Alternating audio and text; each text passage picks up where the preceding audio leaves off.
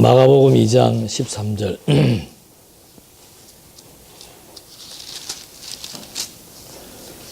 예수께서 다시 바닷가에 나가심에 무리가 다 나왔거늘 예수께서 저희를 가르치시니라. 또 지나가시다가 알페오의 아들 레위가 세관에 앉아 있는 것을 보시고,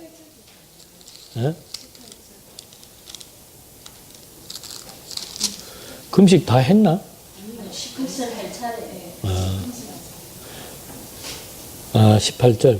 요한의 제자들과 바리새인들이 금식하고 있는지라 혹시 예수께 와서 말하되 요한의 제자들과 바리새인들의 제자들은 금식하는데 어찌하여 당신의 제자들은 금식하지 아니하니까?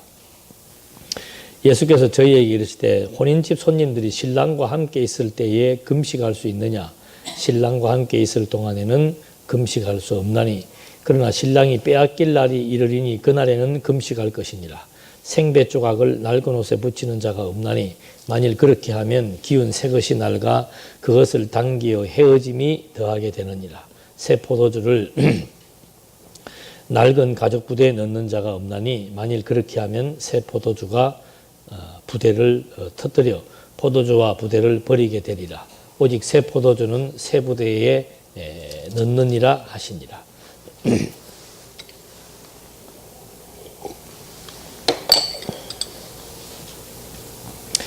지금 그 본래의 신분,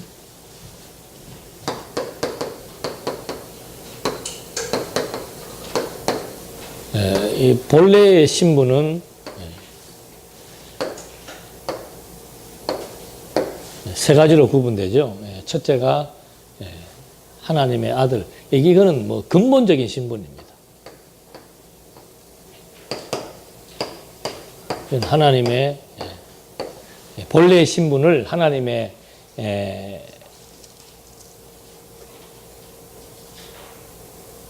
아들 신분에 의해서 성취를 하는 것이고, 그래서 이것은 증인들을 세우는 겁니다. 예수가 하나님의 아들로서의 성취를 지금 보여주는데 세례 요한이나 또는 그 성부, 성령, 그 다음에 본인 스스로가 자증해가지고 하나님의 아들에 의해 성취되는 것을 보여주고, 두 번째는 이제 죄 사하는 신분이죠. 속죄주 신분, 통치자 신분. 속죄주 신분에 의한 성취, 통치자 신분에 의한 성취.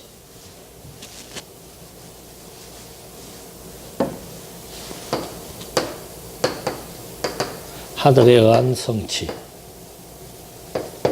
이제 속죄주. 그러니까 그 본래의 신분은 뭐 본래의 신분이라고 하는 것이 뭐 하나님의 아들을 의미하는 거죠. 하나님의 아들됨을 이제 하나님 아들 스스로에 대한 성취 사역을 통해서 보여주고, 두 번째는 이제 지난 시간도 얘기했습니다만은 속죄주라고 하는 거. 죄를 속하는 것이 하나님의 아들을 입증하는 하나의 단서가 되는데, 죄를 속하는 것이 왜 하나님의 아들을 증거하는 것이 되는가? 뭐 통치자는 쉽게 이해할 수 있죠. 하나님께서 모든 만물을 창조하신 창조주요 통치하시는 분이기 때문에 이해가 되지만은 속죄주가 어떻게 하나님의 아들과 관련이 있는가? 이거는 이제 우리 지난 시간에도 한번 언급을 했습니다만은 하나님께서 여기는 속죄주라고 하는 것은 여기 지금 나와 있는 대로 사제와 속죄주는 사제입니다. 사제를 통해서 하나님의 아들 신분을 말해주고 있는데, 사실은 뭐 속죄라고 하는 사제의 전제가 뭐예요? 사제의 전제가 정죄죠, 정죄. 그러니까 하나님의 아들임을 증명해 주는데, 하나님께서 지금 예수님이 내가 지금 제사하는 권세가 있다, 그 말의 의미는 이미 정죄되는 것을 사해 준다는 그런 의미입니다. 그래서 그 아담이 타락을 할 때도 하나님께서 뭐가 죄인지를 딱 정해 줍니다. 그게 바로 뭔가 하면은 선악과, 그거 먹으면은 그게 바로 죄가 되어져서 어떻게 된다? 죽는다 이 말입니다. 이게 정죄예요. 그래서 그의 영이 죽어버렸죠. 근데 이제 영원히 죽이지 않게 하기 위해서 영생과를 먹지 못하게 딱 막아놓고는 에덴 동산에서 쫓아내잖아요. 그게 사죄예요, 어떤 의미에서는. 예. 에덴에서 방출하고 가죽옷을 입히는 이것이 에덴을 그 아담을 통해서 하나님께서 정죄와 사죄의 기능을 보여준 거죠. 그 다음에 이제 율법을 통해서는 자세하게 이제 규례를 만들어 줍니다. 그렇게 해서 정죄, 계명을 범하게 되면은 이제 하나님께서 그 죄에 대한 결과에 따라서 이것이 어떤 죄가 된다는 사실을 이제 입증시켜 주는 거죠. 그 다음에 정죄하는 것으로 끝나는 게 아니고 사죄의 기능이 있다는 거. 이게 이제 제사의 기능이죠. 그래서 유대인들이 제사를 드릴 때 하는 의식 중에서 아까 몇 가지 중요한 의식이 있습니다. 첫째는 정죄를 하되 살아있는 생명이 있는 짐승에게다가 죄를 정하도록 합니다. 두 번째는 뭔가 하면은 반드시 안수해라. 그 제물로 드릴 그 제물에게 안수해라. 왜 그런가? 내 죄를 짐승에게 정죄하는 거죠. 내가 받을 정죄를 짐승에게 정죄하는 겁니다. 그 다음에 이제 그 피를 제단 사면에 뿌려라. 이거는 이제 이것과 다 같이 연관이 된 거죠. 죽어 있는 짐승은 의미가 없습니다. 살아 있는 짐승을 죽여서 피를 갖고 뿌려야만 그것이 거기에 대해서 온전히 죄를 정하게 되는 거죠. 살아있는 짐승을 반드시 요구하는 이유는 뭡니까? 죄의 싹은 뭐니까? 사망이니까. 사망이라고 하는 것은 산 것을 죽여야 그게 사망이지, 죽어 있는 거는 그거는 아무 의미가 없는 거죠. 그래서 이 정죄라고 하는 것은 생명이 있어야 되고 거기에다가 인간의 죄를 다 정가시켜야 되고 그 다음에 그 피, 그 생명에게 죄를 정가시켜서 그 생명을 죽였다는 증거가 피가 되는 거죠. 이렇게 해서 이제 하나님께서 제사 규례를 통해서 먼저 정죄를 정확하게 해주는 겁니다. 그 다음에 이제 그 피로 말미암아 이런 그 짐승에게 정죄한 결과로 하나님께서 제사장이 제사를 드리게 해서 이제 죄인된 자기 백성들로 하여금 용서해주는 사죄의 역사가 주어지게 되는 거죠. 그래서 이스라엘 역사는 전부 이런 개념으로 다 나오는 겁니다. 애굽에 집어넣는 것이 정죄의 기능이고 거기에서 살리는 것이 사죄의 기능이죠. 그래서 홍해 바다에서 죄의 권세인 애굽은 다 죽이고 하나님의 백성들은 그 죽음으로부터 노연하게 하기 위해서 홍해 바다를 갈라서 살아나게 해주고 유월절도 마찬가지예요. 애굽의 권세 아래 있는 장자들은 다 죽이고 이스라엘 백성들은 문지방에 피를 바르게 해가지고 그게 이미 정죄했다는 거죠. 피를 바름으로써 이미 유대인들은 사죄를 받았다는 하나의 정죄의 표시가 피바름이에요. 그래서 그렇게 해서 이제 자기 백성들을 살려주는 유월절의 의미, 이런 것처럼 정죄와 사죄가 도대체 어떤 의미가 있는가? 이것이 이제 그리스도에게 와서는 완전히 어떻게 나타나는 겁니까? 예수님께서 정죄받아 죽으시고 또 예수님께서 사죄의 은총을 베풀기 위해서 사신 거 아니에요. 부활하신 거 아니에요. 그래서 죄에 대하여 죽고 의에 대하여 산다 하는 말이 그게 예수님이 온전히 이거는 하나의 모형이죠. 모형.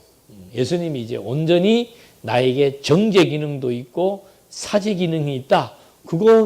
그것을 알려주기 위한 사역이 죄에 대하여 죽고 의에 대하여 사는 거예요. 그게 죽음에서 부활하는 겁니다. 그러니까 로마서에서 바울이 죽음에서 부활한 예수를 가리켜서 뭐라고 얘기하는 겁니까? 하나님의 아들로 인정했다. 그 말의 의미는 뭔가? 예수님이 곧 죽음에서 부활하심으로 하나님의 아들로 인정되었으므로 죄를 속할 수 있는 그런 자격이 있다. 이 말과 상통한 얘기예요. 그래서 하나님의 아들이라는 말의 의미 속에는 이 죄를 사한다는 것이 포함되어 있다는 거. 하나님의 아들인 것을 어떻게 할 수 있는가? 하나님의 아들을 판별을 할 수 있는 기본 요건은 뭔가 하면은 속죄주, 정죄와 사죄의 기능을 갖고 있다. 그 다음에는 통치 기능을 가지고 있다. 이 통치 기능도 몇 가지 유형이 있습니다. 자연 만물을 통치하고 영계를 통치하고. 이게 사단을 예수님이 계속해서 정죄하고 귀신들을 정죄하는 이유가 바로 뭔가 하면은 당신이 통치 능력이 있다는 거죠. 첫 아담은 사단에게 졌지만은 둘째 아담은 사단을 마음대로 통치하고 다스린다라고 하는 것을 보여주는 겁니다. 자연, 그 다음에 영계, 그 다음에 인간의 질병, 그리고 인간의 생명. 이걸 당신이, 그래서 죽은 자를 살리는 이유가 뭔가 하면 내가 생명의 근원이고, 생명의 근원이라는 것은 인간의 생명을 좌지우지한다는 것은 그거 이상 그 큰 통치 능력은 없는 거죠. 그런 것들을 이제 보여줌으로써 본래의 신분, 하나님의 아들임을 이렇게 구약의 언약대로 다 그대로 성취하는 사역을 통해서 당신이 진정한 하나님의 아들이다 라고 하는 사실을 1차적으로 보여주는 거죠. 그 다음에 나타나는 것이 뭔가 하면은 본래의 신분이 크게는 이제 변화의 신분으로 나타나는 겁니다. 하나님의 아들이 이제 가장 낮은 자리에 들어갔다가 가장 높은 자리로 돌아가는 것. 이것이 이제 부활, 승천, 하나님의 보좌 우편에 앉아 계시는 것. 이것이 이제 정죄받아 죽으심, 고난이죠. 고난받아 죽으심.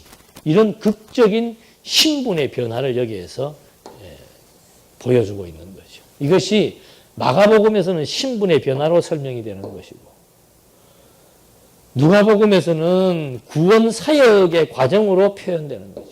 자기 백성을 구원하려면 자기가 정죄받아 십자가에 죽으시고 부활해야 자기 백성을 구속할 수 있는 게 되고, 마태복음에서는 이것을 제사의 기능으로 설명되는 거예요.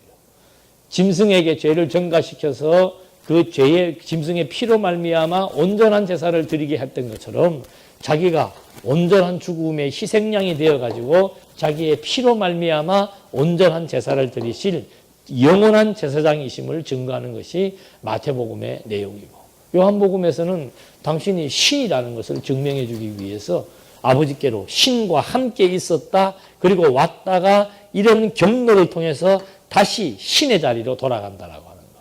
그런 맥락에서 죽으시고 부활하심에 대한 내용들이 사복음서의 그 주제에 맞는 독특한 성격에 의해서 설명될 수 있다는 거죠. 그래서 지금 먼저 이게 지금 중요한 것이기 때문에 계속 말씀을 드리는 겁니다. 속죄주라고 하는 것이 왜 하나님의 아들이심을 증거하게 되는가? 죄를 정하시는 분도 하나님이고 죄를 사하시는 분도 하나님이에요. 그렇기 때문에 여기에서는 죄를 사하시는 속죄주의 사역을 통해서 예수가 하나님의 아들이심을 증거한다. 그래서 먼저는 그 중풍병을 고쳐서 죄 사하는 능력이 있다는 것을 보여주었고, 그 다음에 죄인들과 함께 있음으로 말미암아 죄 사하는 권세가 나에게 있다는 것을 보여주었고, 이번에는 이제 금식입니다. 금식. 그러니까 그 바리새인들은 뭐 철저하게 금식을 하지요. 금식을 하는데 예수님의 제자들은 이제 금식을 하지 않으니까 왜 너희 제자들은 금식하지 않느냐라고 이제 반문하게 하는데, 예수님의 답변은 뭡니까? 신랑이 함께 있을 동안에는 뭐 할 필요가 없다. 금식할 필요가 없다. 그러나 신랑이 죽을 때가 오는데 그때 금식할 것이다. 금식이라고 하는 그 의미는 바로 뭔가? 스스로 괴롭게 하는 겁니다. 고통을 느끼는 거죠. 스스로 괴롭게 하는 겁니다. 인간에게 가장 큰 고통은 밥 먹지 않는 거예요. 굶는 거예요. 물, 음식을 금하는 이것이 고통스러운 거죠. 스스로 괴롭게 하는 이유는 바로 뭔가? 구약시대 때 스스로 괴롭게 하는 것은 바로 금식은 죄로 인한 그 문제를 해결받기 위한 하나의 방법입니다. 그래서 이사야서에서도 보면은 이사야서 58장에 보니까 내가 기뻐하는 금식이라 그러죠. 나의 기뻐하는 금식은 흉악의 결박을 풀어주고 압제당하는 자에게 자유를 준다.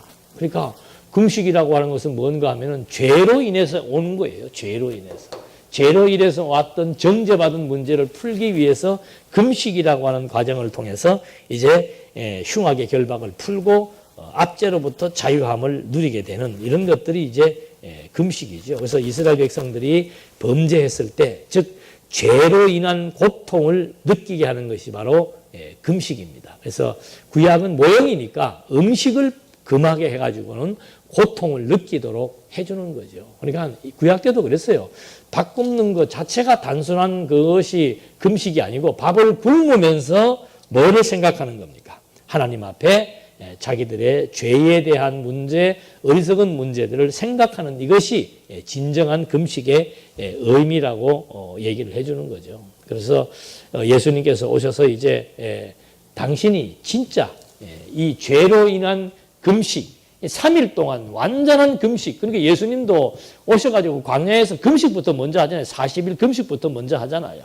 그게 인간의 죄 문제에 대한 해결을 미리 예시해 주는 거라고도 볼 수 있죠. 그러다가 진정한 그 죄 문제에 대한 해결은 당신이 십자가에 죽으시는 고통의 극치지요. 밥 굶는 고통을 넘어서는 고통의 극치가 바로 죽음의 십자가의 고통입니다. 그래서 금식은 이제 예수님께서 행하실 십자가의 죽으심의 금식에 대한 예표로서의 모형과 그림자이다. 그러니까 지금 우리는 구약시대 때야 밥 굶는 게 금식이지만 이 밥 굶는 금식은 그리스도의 죽음의 고통에 대한 예표로서의 모형과 그림자예요.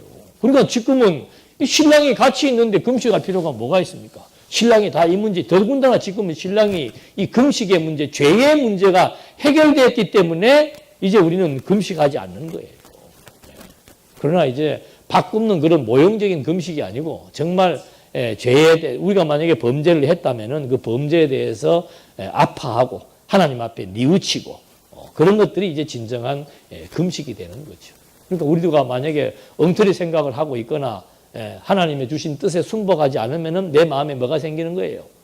고통이 생기는 거예요. 그게 지금 내가 금식하고 있는 거예요. 그러니까 이런 문제를 구약의 문제를 신학적 의미 해석을 못하니까 오살리 금식기도원이 생기는 거예요. 저도 오살리 금식기도원에 숱하게 갔습니다. 명절 때고 뭐고 가면은 막 더군다나 1월 1일 첫날을 하나님 앞에 바치면은 1년 농사가 잘 될 것이라는 생각에 의해서 많이 올라갔었는데 그건 완전히 구약을 제대로 해석하지 못한 거죠. 구약의 백성들이 밥을 굶는 이유는 그리스도께서 죽음으로 말미암아 밥을 굶는 정도가 아니고 죽음으로 말미암아 죄의 문제를 해결할 것에 대한 예표로서의 모형과 그림자죠. 안식일도 마찬가지예요. 구약에 나오는 안식일, 11조, 금식, 모든 율법의 규례나 율법의 계명과 율례들은 전부 그리스도가 마침이 되는 거예요. 얼마나 기가 막히면 마태복음에서 5장에서 내가 온 것은 율법을 폐하기 위해서 온 것이 아니고 율법을 성취하기 위해서 왔다. 로마서에서 바울은 예수님은 율법에 뭐가 됐다? 마침이 되셨다. 종결자가 되었다. 그 말입니다. 그러니까 율법은 그리스도를 지금 증거하는 것이지 오늘 우리들로 하여금 율법의 몇 가지 조항을 빼가지고 안식일 지키고 11조 지키고 성전이 지금 그대로 남아있고 이런 식의 잘못된 해석은 이건 너무도 편협되고 아주 유치한 그런 비천한 해석에 해당되는 얘기입니다. 지금은 밥 굶는 게 문제가 아니에요. 정말 마음의 고통이 무엇인지 죄 때문에 애통해하는 거. 예수님도 설명하잖아요. 애통하는 자가 복이 있다. 뭘 애통해하는 겁니까? 죄에 대한 애통을 의미하는 거죠. 그 문제를 그리스도가 해결했기 때문에 이제 정말 마음의 고통을 느낄 때는 예수님이 십자가에서 돌아가실 때 예수님이 제자들이 막 깔깔대고 웃겼습니까? 그때 느끼는 마음의 고통, 그 진정한 금식이 남아있지. 이제는 내가 온 이후로부터의 구약적 금식이라고 하는 것은 의미가 없다.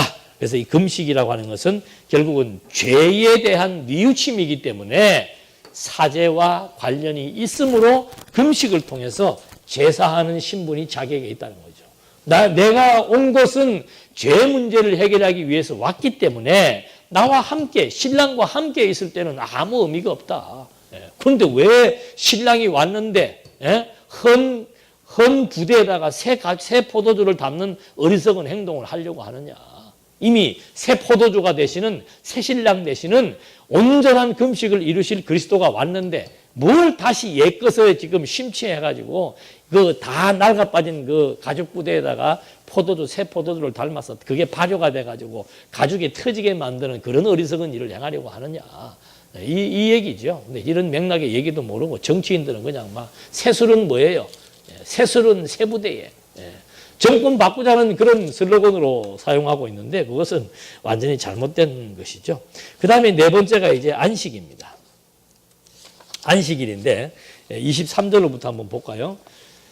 예수께서 저희를 불러다가 비유로 말씀하시되 3장으로 넘어갔구나. 2장 23절. 안식일에 예수께서 밀밭 사이로 지나가실새 그 제자들이 길을 열며 이삭을 자르니 바리새인들이 예수께 말하되 보시오 저희가 어찌하여 안식일에 하지 못할 일을 하나이까. 이 바리새인들은 하여튼 예수님을 계속 따라다니나 봐. 뭐 책 잡으려고. 그러니까 요래 다니다가 저거는 안식일에 왜 다녀요? 그럼 다니지 말지. 예? 다니다가 미리삭 자르는 거 보니까는 보소서 하면 이제 또 건소를 잡았다고 말을 합니다. 그러니까 25절 예수께서 가라사대 다윗이 자기와 및 함께한 자들이 핍절되어 시장할 때 한 일을 잃지 못하였느냐. 그가 아비아달 대제사장 때에 하나님의 전에 들어가서 제사장 외에는 먹지 못하는 진설병을 먹고 함께한 자들에게도 주지 아니하였느냐. 또 가라사대 안식일은 사람을 위하여 있는 것이요 사람이 안식일을 위하여 있는 것이 아니니 이러므로 인자는 안식일에도 주인이라. 이렇게 어려운 말을 바리새인들이 어떻게 알아듣겠습니까? 예? 할 말이 없지요. 다윗의 사건은 이 사람들이 다 알고 있지요. 근데 만약에 안식일을 그렇게 안식일 날 만약에 다윗이 목에 먹지 못하는 그런 진설병을 먹으면 즉사해야 돼요. 구약 시대에. 근데 구약 시대에도 즉사 안 했다는 말이죠. 그러니까 안식일이나 진설병 자체가 중요한 것이 아니고 바로 안식일의 주인으로 오실 내가 중요하다는 말을 지금 하려고 이렇게 지금 어려운 말씀으로 비유를 들어서 설명을 하는 겁니다. 그러니까 온전한 안식을 지킨다는 것은 이건 뭐 그리스도 외에는 온전한 안식을 지킬 수 없는 겁니다. 그러니까 당신이 안식일에 결론은 그거예요. 왜 안식일 날 미리삭을 비벼 먹습니까? 왜 안식일 날 일을 합니까? 그 얘기예요. 왜 당신 제자들은 금식 안 합니까? 하는 얘기가 똑같은 얘기예요. 왜 금식 안 하는 이유가 뭡니까? 당신이 온전한 금식의 주체이고 금식은 죄 문제 해결하는 거 아니에요. 당신이 온전한 금식의 주체가 되어가지고 자기 제자들의 죄, 자기 백성들의 죄 문제를 해결할 것이고 안식일을 왜 범합니까? 내가 안식일의 주인인데 아니 내가 안식일의 주인인데 나하고 함께 있는 자들이 이제는 내가 바로 안식일의 주인이니까 이날 저날 할 것이 뭐 있어 라고 얘기하는 겁니다. 그러니까 안식일의 주인이 그리스도라는 말의 의미를 알 수가 없는 거죠. 예수님이 왜 안식일의 주인이에요? 여러분은 알겠습니까?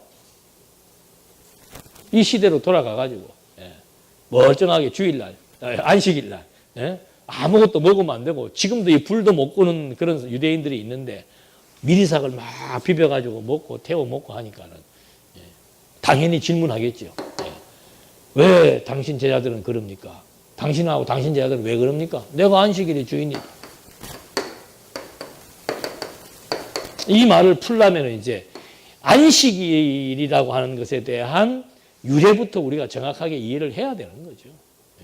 그러니까 태초에 하나님께서 올라가면 무조건 아담으로 올라가면 일단 문제는 해결되는 거예요. 하나님께서 아담을 처음에 창조하고 창조한 아담에게 뭘 세웁니까? 언약을 세우고 그 언약은 뭐예요?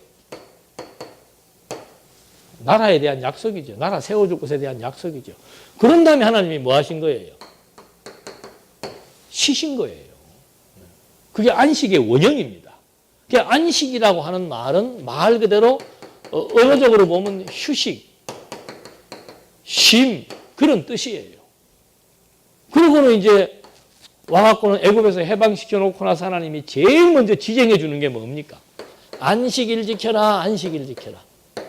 제7일에는 안식일 지켜라, 안식일 지켜라. 반드시 그게 나오기 시작하는 거죠. 그 안식일이라고 하는 것은 뭐예요? 말 그대로. 휴식이에요, 휴식. 왜 휴식하냐? 이걸 이제 알아야 되는 거죠. 왜 휴식하느냐? 하나님이 6일 동안 일하시고 7째 날 뭐 한 거예요? 휴식한 거예요. 하나님이 왜 쉰 거예요? 하나님도 우리는 6일 동안 일하면 비해서 하나님은 6일 동안 이 우주와 만물을 창조했으니까 얼마나 피곤하시겠어요.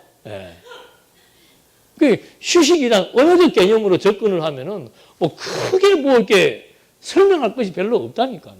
네. 그리고 예수님이 여기서 안식일 문제, 내가 안식일의 주인이다라고 얘기를 하시는 거죠.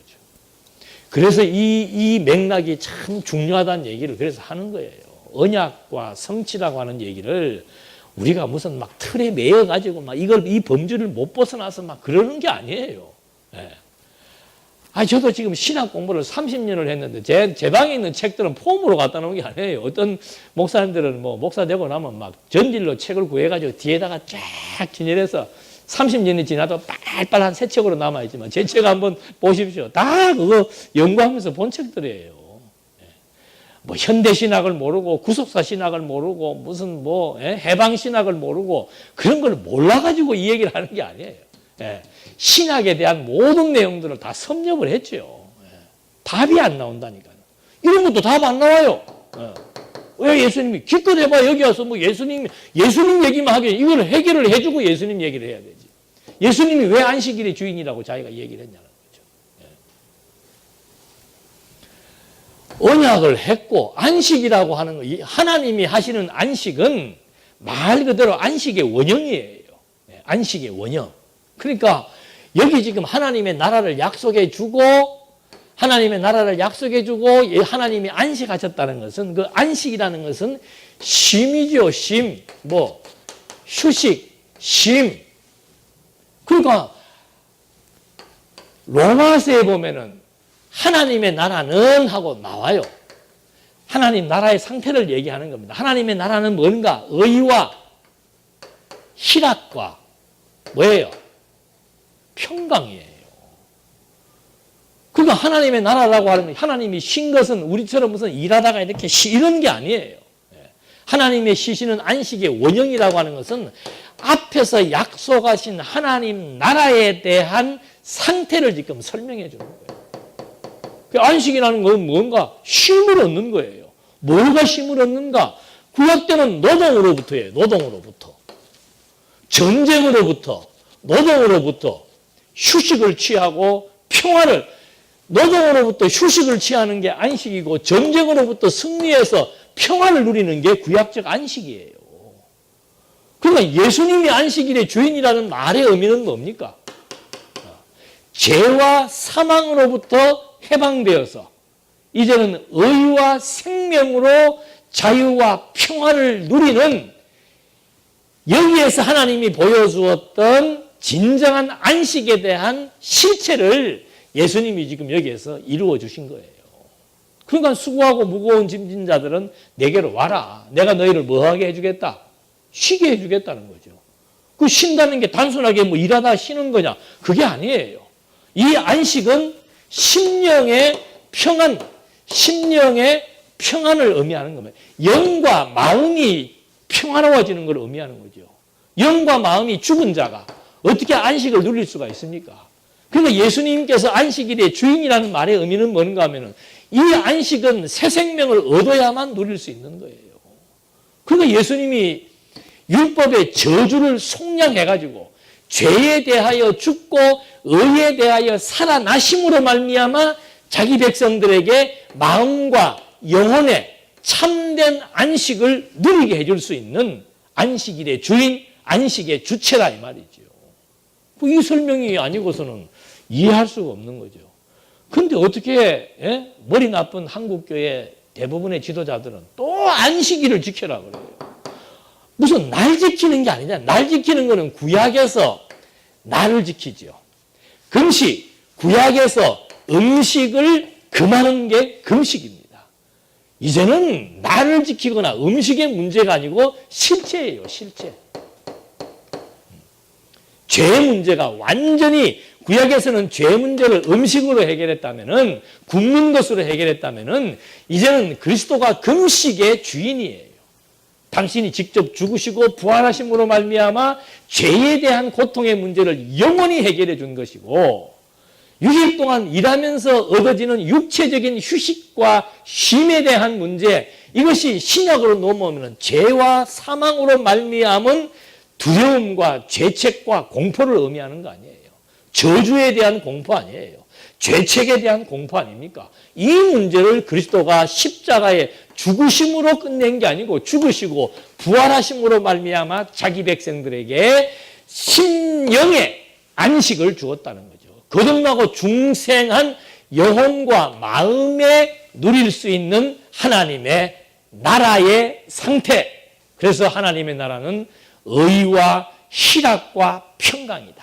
하나님의 나라라고 하는 것은 뭔가? 하나님의 뜻에 순복하고 하나님의 뜻을 인정함으로 말미암아 주어지는 마음의 기쁨과 평강을 의미하는 이것이 그리스도로 말미암아 주어지는 진정한 안식일을 지키는 신학적 의미라고 성경이 정확하게 우리에게 명시해 주고 있는 거란 말입니다. 그러니까 요즘은 날 지키는 게 아니에요. 날 지키는 게. 그럼 맨날 그냥 검정 바지에 흰 와이셔츠 입고 나타나는 제7 안식교. 아직도 안식일 지키겠다고. 그래서 구약은 모형이라고 늘 얘기하잖아요. 구약은 그리스도에 대한 모형이에요. 그러니까 예수님도 누가복음 24장 44절에서 구약의 율법과 시와 선지, 구약 성경 전체는 나를 지금 가리키고 있고 내가 이루어서 내가 바로 구약의 실체인 하나님의 아들 그리스도라는 사실을 지금 증거하기 위한 근거가 되는 구약 성경이지, 여러분들한테 구약 성경 펴놓고 이것도 지키고 저것도 지키고 그런 식의 규범이 아니라는 말을 해주고 있는 거죠. 그래서 구약은 그리스도에 대한 가르침이고 그리스도에 대한 예표로서의 모형과 그림자이다. 십계명도 마찬가지고요. 우리가 요즘에 와서 계명을 지킨다 쩐다 그런 거, 그 전부 그리스도께서 성취하실 내용이에요. 계명을 어기면 정죄 받잖아요. 그러면 정죄를 모면하려면 또 규례에 나와 있는 제사를 드려야 되는 거예요. 그래서 정죄와 사죄의 기능이, 율법의 정죄와 사죄 기능이 다 포함되어 있는 이것이 그리스도의 죽음과 죄에 대하여 죽고 의에 대하여 사는 정죄와 사죄의 기능을 예수님의 죽음과 부활을 통해서 완벽하게 다 성취해 놓은 거예요. 그런데 뭘 또 율법으로 돌아가가지고 10가지 찬송가 뒤에 붙어있는 10가지는 지켜야 된다고 얘기하는 이것이 얼마나 참 답답한 얘기를 하는 거예요. 그러면 당신들은 그럼 마음대로 사냐? 어떻게 마음대로 삽니까? 내 심령이 새 생명으로 자라나가지고 점점점 내 생각과 마음이 누구를 닮아가는데? 그리스도의 형상을 닮아가는데. 그래서 성경에 성령의 열매에 대한 기술이 나와 있고 선한 일에 대한 내용들이 신약 성경에 얼마나 많이 나와 있습니까? 사랑은 오래 참고 참아야 되는 게 아니고 참아지는 거죠. 내 영혼과 마음이 지금 변화가 된 누구로? 그리스도의 사상과 그리스도의 마음으로, 그리스도의 생명으로 변화가 되어지니까는 이제는 하나님의 뜻에 순복하게 된다는 거죠. 그게 정직과 순결이라고 욥이 말하고 있잖아요. 하나님을 인정하게 되고 심령이 살아있으니까 하나님을 인정을 하게 되고 하나님을 인정하게 되니까 모든 상황을 하나님 중심으로 해석하게 되고 하나님 중심으로 해석하게 되니까는 내 중심으로 해석하면 지금 이것은 해야 된다고 막 급한 마음이 생겼는데 하나님 중심으로 해석하게 되니까는 뭐가 돼야 됩니까? 하나님의 때가 돼야 되는 거예요. 그러니까 오래 참아지는 거라니까. 내가 볼 때는 오늘이 며칠이에요? 24일? 28일. 오늘이, 내가 볼 때는 오늘이 그때로 여겨지는 거예요. 오늘 아니면 계약이 안 된다 이 말이야. 근데 하나님께서 30일 나로 정해놨다는 것이 믿어지면 오늘 계약 안 됐다고 해서 내가 지금 막 잠 못 자고 고민할 필요 있습니까? 없습니까? 없다니까. 지금 계약 문제가 걸려 있어요? 걱정할 거 없다니까. 오늘 안 되는 게 하나님의 뜻이에요. 근데 하나님의 뜻은 모르면은 내 뜻은 오늘 안 되면 안 된다는 것이 내 뜻이지. 그래서 하나님의 뜻을 모르면은 급해지고 조급해지고 하나님의 뜻을 모르니까 또 안 되게 되면은 좌절하고 실망하지만 하나님은 때를 따라 섭리하신다. 하나님의 때가 만약에 30일이라면은 30일 날 되는 것이 너무도 확정되어 있다는 거예요. 그때는 내가 나 당신하고 계약하기 싫어 하더라도 당신이 찾아와서 계약하자고 무릎을 꿇고 하는 그런 놀라운 일들을 이제 앞으로 경험하게 될 거예요. 그건 아멘이에요. 오전 내내 할 때는 아멘 소리 한마디도 안 하더만. 예? 하나님이 공고함을 주셨다 그러니까 쩝쩝거리고 앉아 계시더만은, 예? 하나님이, 예. 그래서 우리가 하나님을 믿으니까 우리가 그리스도의 심령으로 변화되었다는 것이 바로 뭔가 하면은 이런 구체적인 사항을 다 함의하고 있는 거예요. 그게 믿어지니까는, 기다릴 수 있는, 오래 참을 수 있는 여유가 생기는 거죠. 왜? 하나님의 뜻과 때를 인정하게 되니까. 그래서 우리가 볼 때, 아이고, 저래 갖고 되겠나? 됩니다. 저래 갖고 사람이 되겠나? 사람 됩니다. 걱정할 거 없어요. 하나님이 키워가신다니까. 우리가 볼 때는 우리는 지금 현재만 보잖아요. 지금 아이가 성적이 어떻고 요것만 보면서 이것이 장래에 뭐가 될 거 하지만은 공부 잘한 사람들의 미래나 못한 사람들의 미래나 성적대로 가는 거 아닌가 알잖아요. 그래도 공부는 해야지요. 하라니까. 하지 말래요. 안 되는 공부를 어떻게 하란 말이에요. 그게 하나님께서, 그러니까 저도 그거를 우리 아들을 쳐다보면서 6년을 기다려 본 거 아니에요. 뭐 초등학교도 마찬가지지만. 이게 믿어지니까. 인생은 성적순으로 되는 게 아니더라. 나를 봐도 그게 믿어지더라고. 그러니까 그런 잣대로 자꾸 사람을 평가하고, 돈도 마찬가지예요. 한국 사회는 지금 돈이 그 사람의 신분이 돼버렸어. 성공해서 돈 많이 벌면은 그 사람은 막 입지전적인 인물이 돼갖고 미화를 시키고 막 대단한 존재를 만들지만은 그 사람에게는 뭐가 없는 거예요. 가장 결정적인 게 없는 겁니다. 가장 근본적인 게 없는 거예요. 심령의 변화가 없는 거죠. 그건 비천한 사람이에요. 수십억을 벌고 엄청난 재벌이라 하더라도 그게 비천한 사람이라니까. 땅에서 취한 것 가지고 만족을 한다? 만족도 없을 뿐만 아니고, 어제 보니까 누가 그 나오대. 어느 여자 국회의원이 1년에 5억을 쓴다고. 5하고 부러워할 거 없어요. 나는 평생을 살아도 5억을 구경도 못 해보고 죽었는데 내 인생이 그러면 비천한 인생이냐 이거죠. 하나님을 모르면 상대적 박탈감을 느끼는 거예요. 이야, 저 여자는 국회의원이면서도 어떻게 막 계산들 하고 난리 났더라고. 한 달에 얼마가, 나 듣고도 다 잊어버렸네. 1년에 5억이니까 한 달에 얼마를 써야 되고, 한 달에 얼마 쓰는 게 쉽지 않은데, 아니야, 쓸 수 있어. 그러고 쉽지 않다고. 여러분 같으면 1년에 5억 쓰면 좋겠지요? 한 2년만 지나보십시오. 살 게 없다니까. 사람은 자꾸 뭔가 구매 욕구가 있잖아요. 그분이 임하시면은 계속해서 탐색을 하고, 요즘 인터넷도 많아갖고 그 탐색해가지고 그거 하잖아요. 그게 이제 일종의 욕구 충족이 된단 말이에요. 구매욕이라고 하는 것이. 근데 있으면은 나중에 이제 쌓아놓다 보면은 다 필요 없어요. 우리야 없으니까.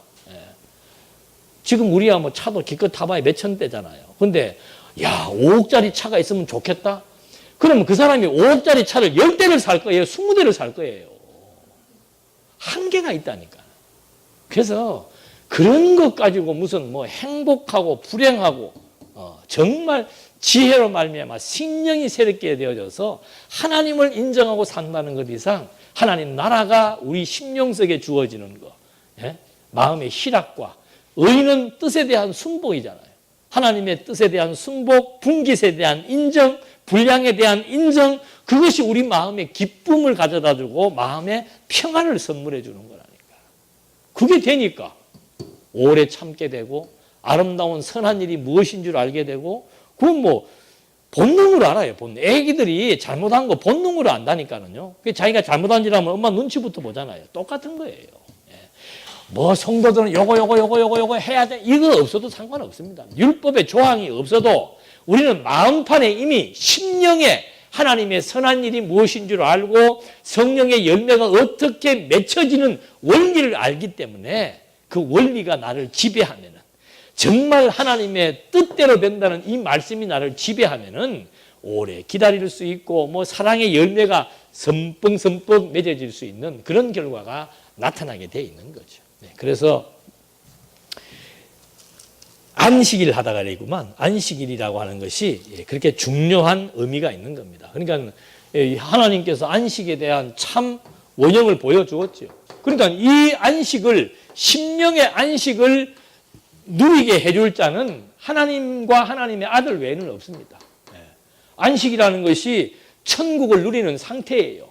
천국은 누가 지배하는가? 하나님과 그의 아들 외에는 천국을 지배하거나 천국을 움직일 통치자가 없어요. 그렇기 때문에 안식일이라고 하는 것이 왜 중요한가? 예수님이 왜 안식일의 주인이라고 그랬는가? 안식일은 하나님 나라의 상태를 의미하는 것이기 때문에, 안식은 하나님 나라의 상태를 의미하는 것이기 때문에 그 상태는 당신만이 그 상태를 주장할 수 있고 주관할 수 있기 때문에, 그래서 몸소 보여준 것이 죽음에서 부활하사 심령의 새 생명을 얻고 안식을 누릴 수 있도록 섭리해 주신 것. 그래서 바로 당신이 진정한 속죄주이신 하나님의 아들이심을 우리에게 증거해 주는 겁니다. 그 다음에 이제 아들로의 신분을 가르쳐 주는데, 이 아들은 바로 속죄주의 아들로서, 첫째는 안식일에 사람을 고쳐서 죄를 속하는 아들임을 제시해 주는 거죠. 계시해 주는 거죠. 3장 1절 볼까요? 예수께서 다시 회당에 들어가시니 한편 손 마른 사람이 거기에 있는지라. 사람들이 예수를 송사하려 안식일에 그 사람을 고치는가 엿보고는. 지금 안식일이 중요하지요. 안식일에 먹는 문제가 거론이 되었고 안식일이 병 고치는 문제가 거론된 거예요. 3절 예수께서 손 마른 사람에게 이르시되 한가운데 일어서라 하시고 저희에게 이르시되 안식일에 선을 행하는 것과 악을 행하는 것, 생명을 구하는 것과 죽이는 것 어느 것이 옳으냐 하시니 저희가 어떻게 해요? 잠잠하는 거죠. 어느 것이 옳아요? 근데 중요한 것은 예수님이 왜 이런 말씀을 하실까요? 지금 안식일 때문에 유대인들의 신경이 극도로 예민해져 있습니다. 유대인들에게 있어서 안식일은 목숨과도 같은 날이에요. 지금도 지키잖아요. 그런데 예수님은 그걸 파괴시켜버리는 겁니다. 그래서 안식일에 도리어 음식을 먹게 하고 안식일 날 병을 고쳐준 거예요. 안식일 날 음식을 먹게 하면서 내가 안식일의 주인이라고 청천벽력 같은 얘기를 해버리죠. 안식일에 대한 주창자는 하나님 외에는 없는데 당신이 안식일의 주인이라고 얘기를 했고, 이번에는 안식일 날 병을 지금 고치니까 사람들이 막 집중을 하면서 또 그냥 말을 하려고 하니까는 미리 입을 봉해버리게 하는 겁니다. 안식일 날 평생 불구자 고쳐놓고선 하는 말씀이 선을 행하는 것과 악을 행하는 것, 생명을 구하는 것과 죽이는 것 어느 것이 오느냐. 왜 이걸 묻는 거예요? 당신이 바로 안식일의 주인이기 때문이에요. 그러니까 내가 안식일의 주인이니까 안식일 날 내 마음대로 무엇을 할 수 있다? 선을 행할 수도 있고 악을 행할 수도 있다는 거죠. 안식일의 주인이니까 안식일 날 병을 고치는 그것이 뭐가 잘못된다는 거죠. 안식일의 주인인데 안식일 날 음식을 먹는 것이 뭐가 잘못된다는 거죠. 안식일의 주인이 아닌 자들이 그렇게 한다면 문제가 되지만은 당신은 안식일의 주인이기 때문에 아무런 문제가 없다라고 하는. 그래서 아들로서의 신분을 안식일에 병 고치는 문제를 통해서 죄를 사하는 아들이라는 것을 보여주고 있습니다. 그러니까 5절 저희 마음의 완악함을 근심하사 노하심으로 저희를 둘러보시고 그 사람에게 이르시되 내 손을 내밀라 하시니 그가 내밀매 그 손이 회복되었더라. 바리새인들이 나가서 곧 헤롯 당과 함께 어떻게 예수를 죽일까 의논하느니라.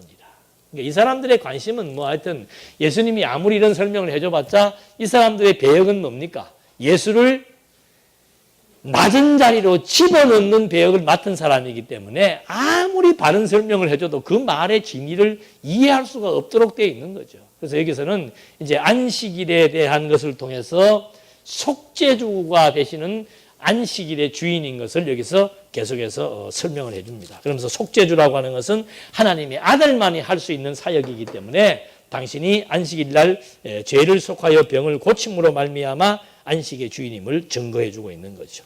그 다음에는 이제 큰 무리와 귀신들의 고백으로 하나님의 아들임을 계시하는 내용이 나옵니다. 여기에서는 이제 귀신들이 하나님의 아들임을 고백하는 그런 역사가 나타나는데 요거는 다음 시간에 하도록 하겠습니다. 기도하시겠습니다.